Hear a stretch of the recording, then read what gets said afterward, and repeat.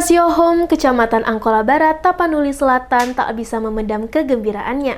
Karena tak lama lagi warganya bakal memiliki jalan yang membuka akses perekonomian desa.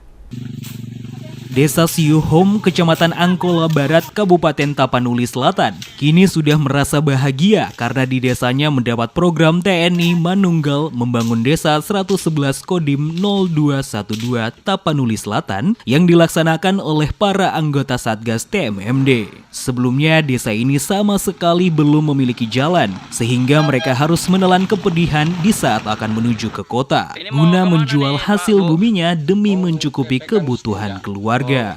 Dengan adanya jalan baru yang saat ini sudah mulai dikerjakan ini, mereka nampak antusias membantu dalam pengerjaan. Karena harapan mereka jalan yang dikerjakan ini dapat cepat selesai sehingga mereka juga cepat menikmati jalan baru tersebut.